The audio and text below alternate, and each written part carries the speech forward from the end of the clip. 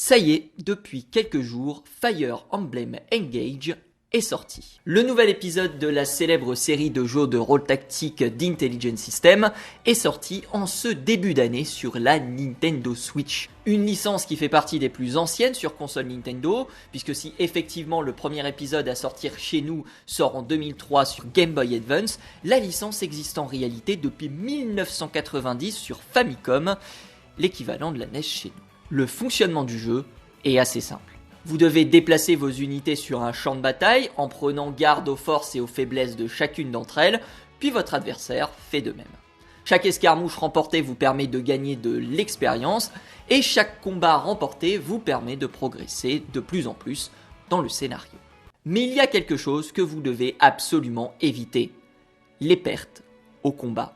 Car comme dans la réalité, un personnage tombé au combat dans la série Fire Emblem est un personnage définitivement perdu. La mort permanente est une mécanique de jeu qui consiste à vous faire perdre irrémédiablement un personnage, voire une partie en cas de mauvaise action de votre part. Ici, un coup mal calculé, une embuscade mal anticipée peut mener à la perte d'un ou de plusieurs de vos alliés.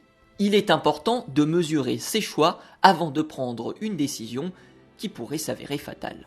Ce principe de mort permanente, on le trouve dans la série Fire Emblem depuis le tout premier épisode de la série.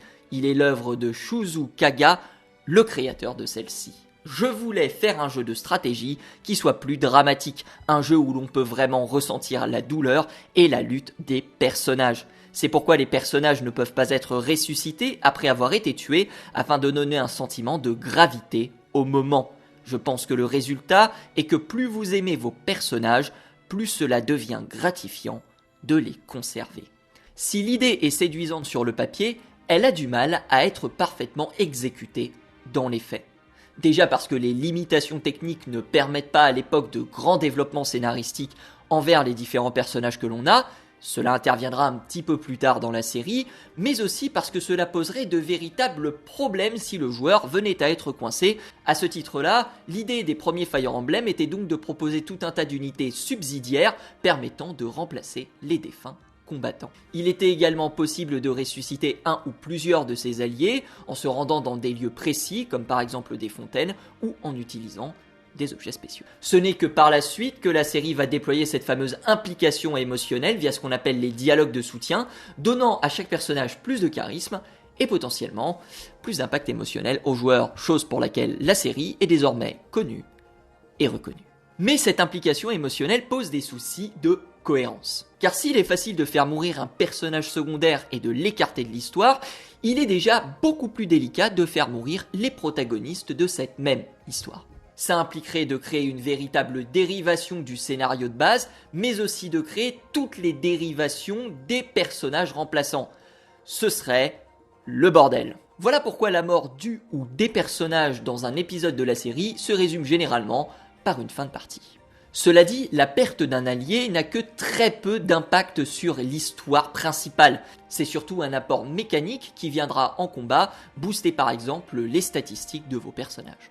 Et ce n'est réellement qu'à la fin des jeux que vous verrez réellement si vos choix ont eu un impact positif ou négatif sur les différents personnages auxquels vous vous serez attaché. Voire même vos enfants, puisque la série Fire Emblem possède un système de génération qui rend le tout encore plus compliqué.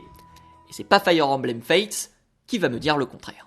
Alors en fait, les parents, ils vivent dans une dimension parallèle, ils envoient leurs enfants dans une dimension parallèle, du coup on s'occupe des enfants dans une dimension parallèle, parce que les dimensions parallèles, elles sont protégées du mal, et elles permettent aussi de faire passer le temps plus vite. Sauf qu'en fait, les dimensions parallèles, elles sont attaquées par les méchants, donc du coup, les enfants des gentils, ils reviennent dans la dimension parallèle de leurs parents pour faire leur crise d'adolescence, parce que les parents, au lieu de s'occuper de leurs enfants, ils les envoyaient dans des dimensions parallèles. Et après, les enfants, ils font, m'avez abandonné dans une dimension parallèle, mais c'est pas grave, je me battrai pour vous. Et là, ils meurent.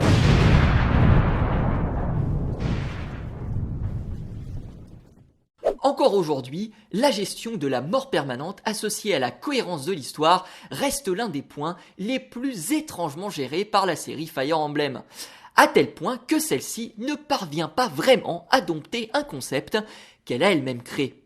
Mais alors, est-il possible de créer un jeu de rôle tactique avec un scénario en béton armé tout en ayant un système de mort permanente ? C'est la question à laquelle s'est évertué de répondre un certain Triangle Strategy. Triangle Strategy est un tactical RPG sorti en 2022, réalisé par Square Enix et Arcdink, un studio qui ne vous dit peut-être rien, mais qui est connu au Japon pour créer des simulations de train.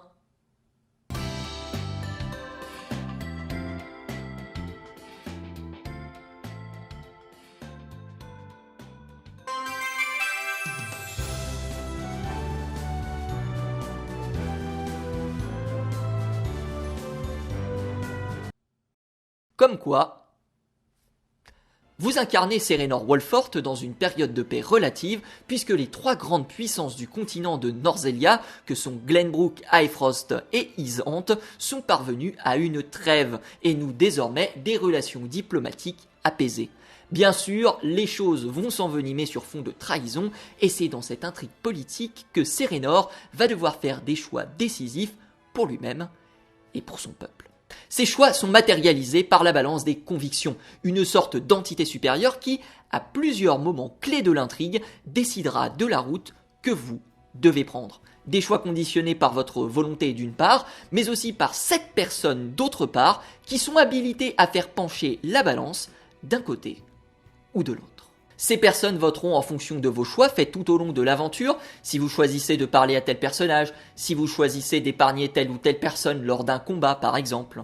Choix qui peuvent donc se retourner contre vous et vous faire prendre une autre route que celle souhaitée. Car si certains se joindront à vous, d'autres vous barreront la route et il faudra se montrer très persuasif pour les convaincre. Chaque route prise contient son lot d'informations, de clés de lecture du conflit en question, et il se peut que vous n'ayez jamais, tout simplement dans une partie, visité un endroit en particulier, puisque vos choix ne vous y emmèneront tout simplement pas.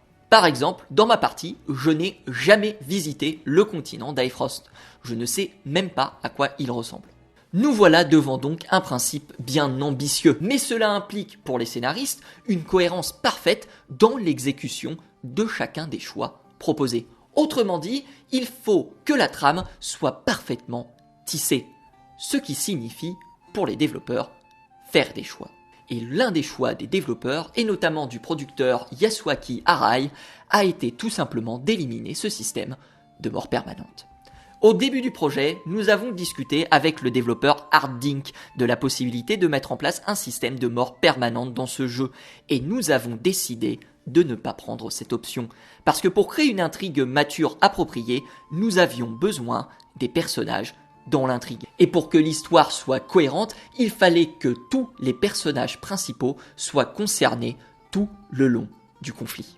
Réaliser un système de mort permanente aurait été donc beaucoup trop compliqué, compte tenu aussi des nombreuses routes que le jeu vous propose, mais aussi des relations qui se développent entre les différents personnages. Et pour les amateurs du genre, on peut déceler une pointe de frustration, certains allant même à faire de l'absence de la mort permanente un défaut du jeu. Mais le choix opéré par les développeurs est cohérent avec leurs propositions. Cela signifie-t-il qu'il est donc impossible de créer un jeu avec une mort permanente et un scénario solide? Pas sûr. Parce que Triangle Strategy a, selon moi, ouvert une porte. Pourquoi ne pas imaginer un système de mort permanente à certains points clés du jeu? Certaines batailles se déroulant dans des arènes ou dans des contextes précis. La réussite des opérations vous fait prendre une route A, l'échec des opérations vous fait prendre une route B, et ensuite l'ensemble du tout se rassemble jusqu'à la prochaine bataille décisive. Cela demanderait certes une certaine réflexion sur la mise en place du système, mais cela rejoindrait totalement les volontés de Triangle Strategy, qui voudrait réaliser une histoire cohérente, mais aussi celle de Fire Emblem, qui voudrait implémenter dans chacun de ses épisodes la mort permanente.